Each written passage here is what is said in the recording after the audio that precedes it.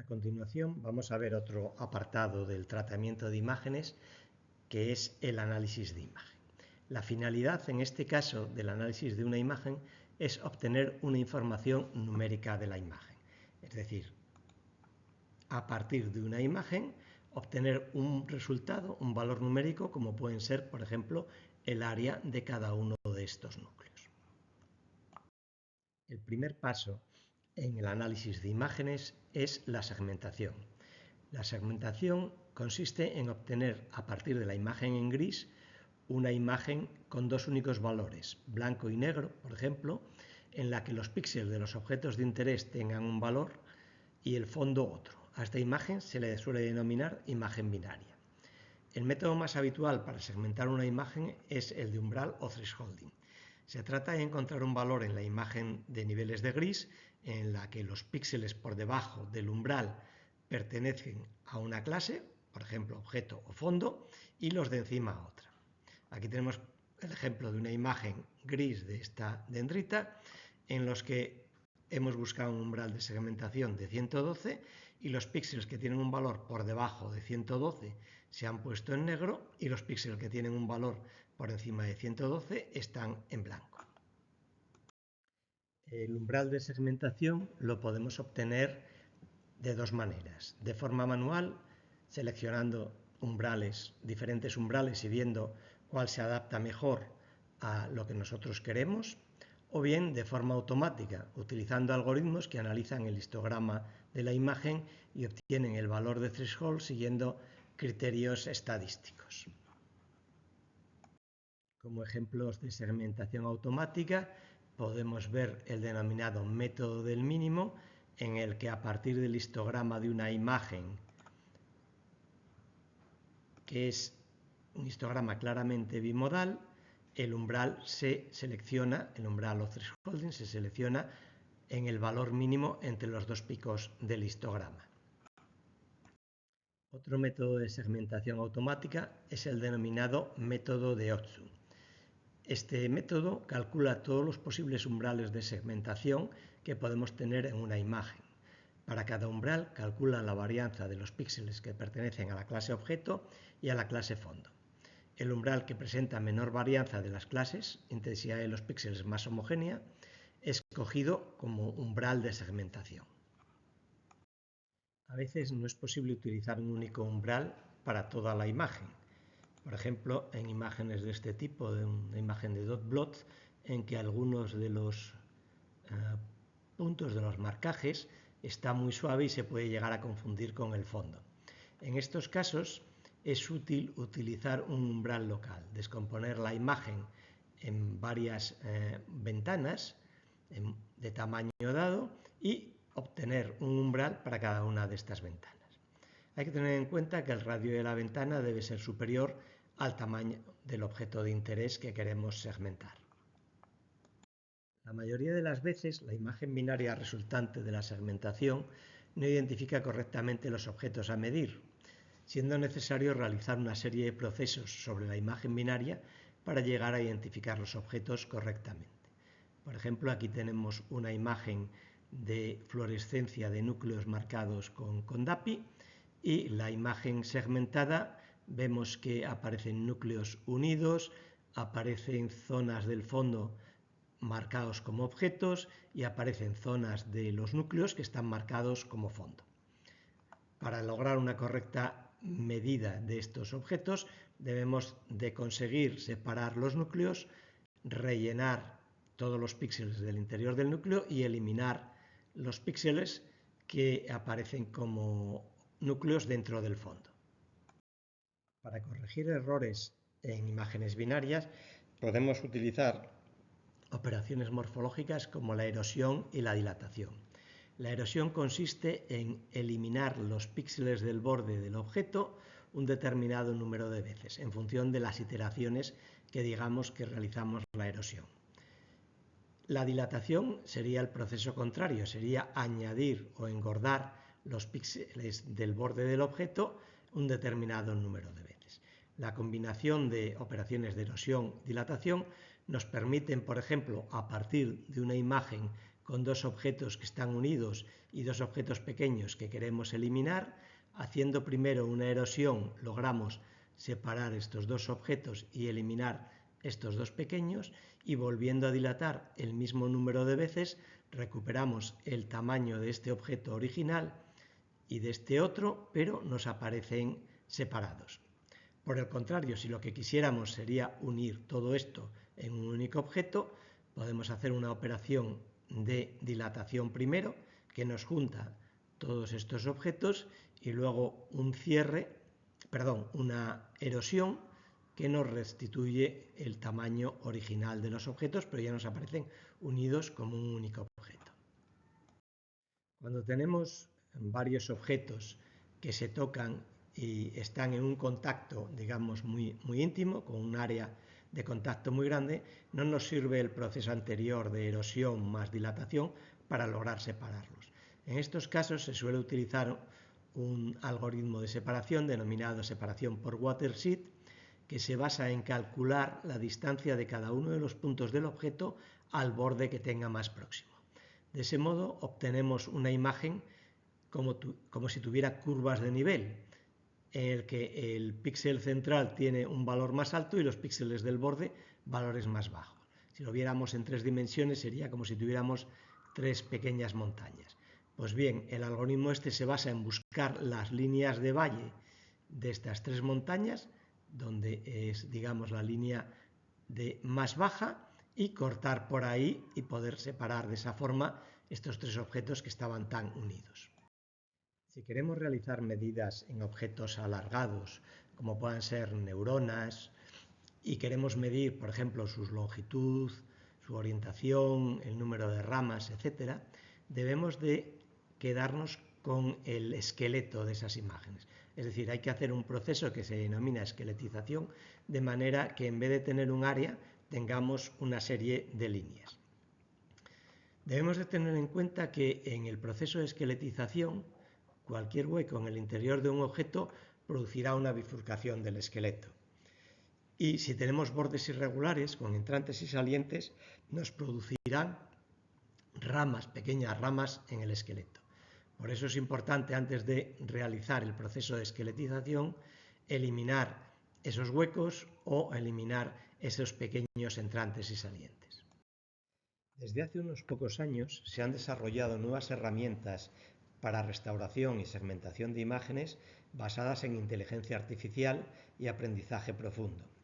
Estas nuevas técnicas, basadas en inteligencia artificial, son mucho más eficientes que las técnicas tradicionales.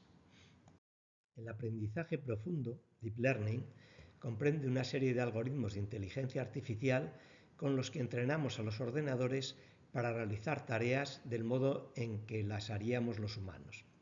Las técnicas para restauración y segmentación de imágenes basadas en Deep Learning son cada vez más populares y están siendo incorporadas tanto a los sistemas comerciales de análisis de imágenes microscópicas como a los paquetes de software libre más populares.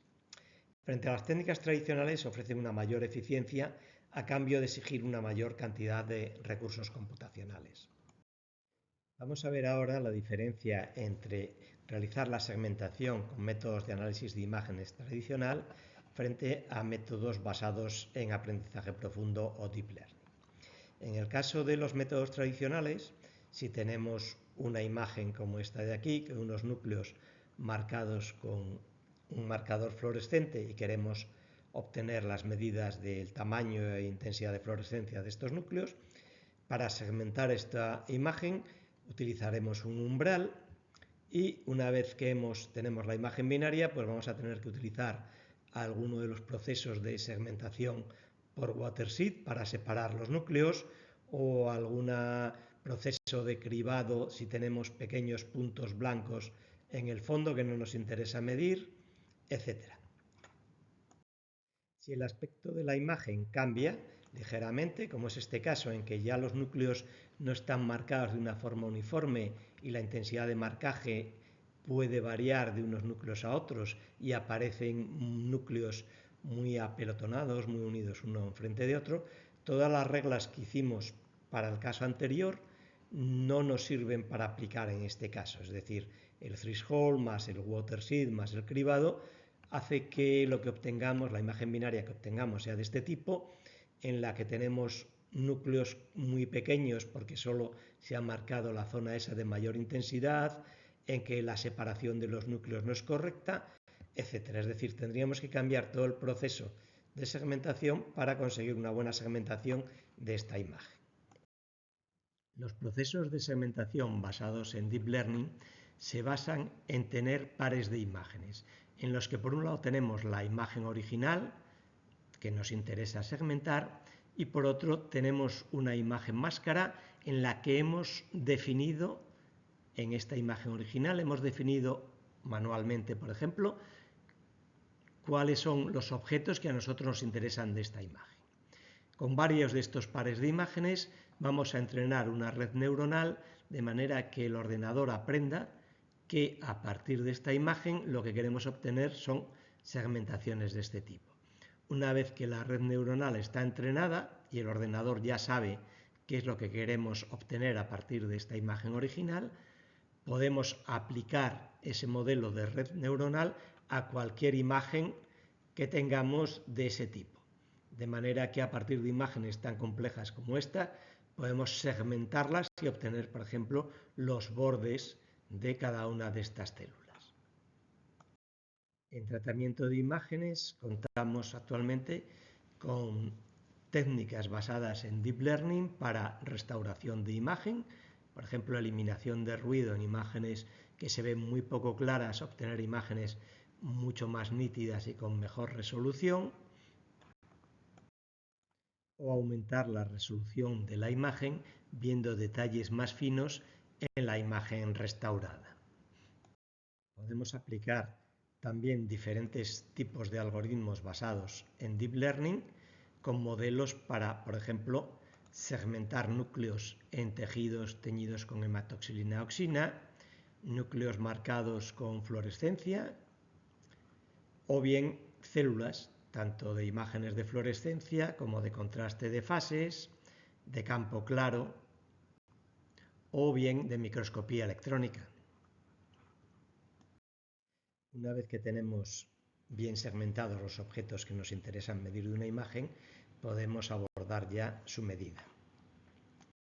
Para poder realizar medidas morfométricas del tipo de área, perímetro, longitud, diámetro máximo, etc., necesitamos conocer el valor del píxel de la imagen, es decir, a qué tamaño tienen esos píxeles. En algunos casos, como en el caso de los modernos microscopios confocales, las imágenes ya vienen calibradas y dentro de la información que acompaña a la imagen viene el valor del píxel. Si el píxel corresponde a 0,5 micras de lado o 0,3 micras de lado o lo que sea. Pero en muchos casos, cuando capturamos la imagen con un microscopio, no sabemos a qué equivale el píxel, cuál es el valor de ese píxel.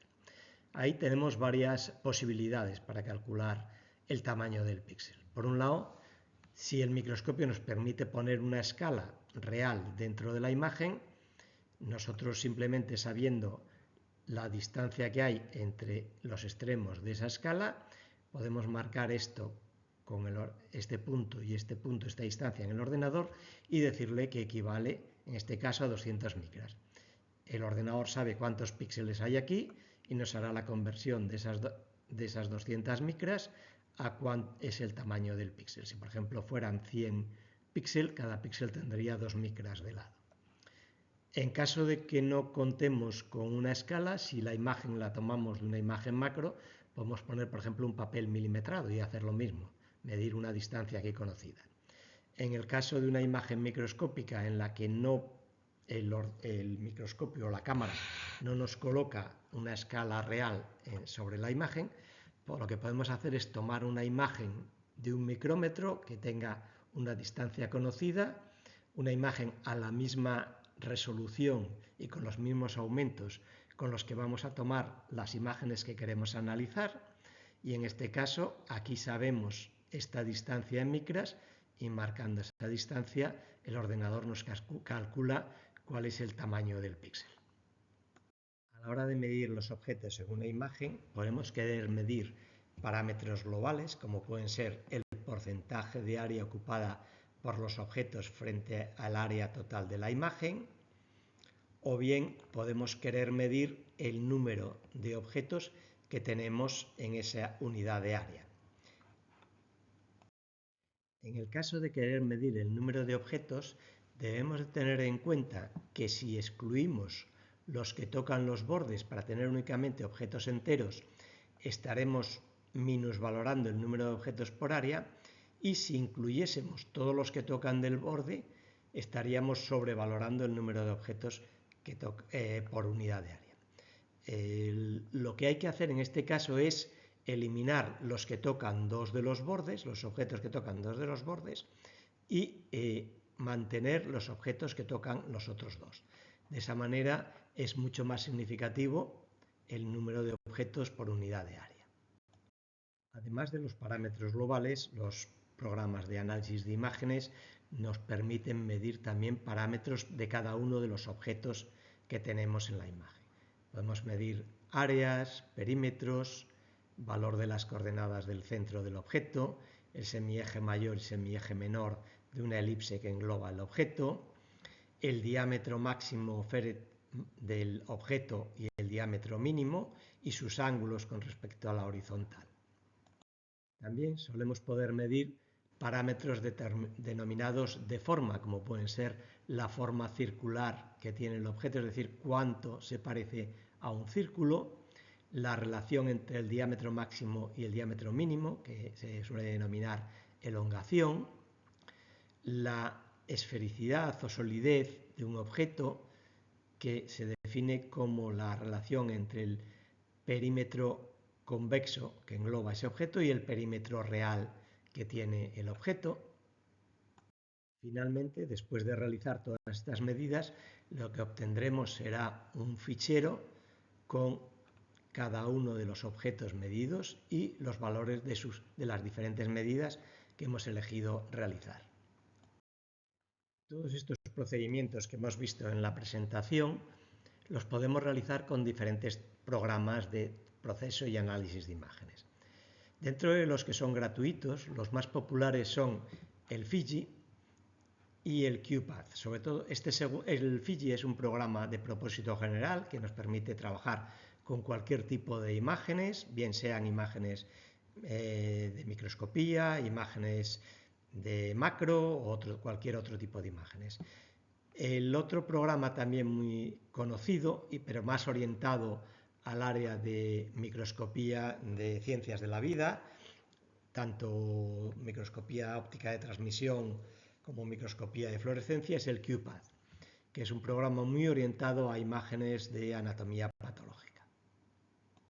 Finalmente, en esta diapositiva os presento diferentes enlaces a páginas web sobre programas o tutoriales de análisis de imágenes microscópicas.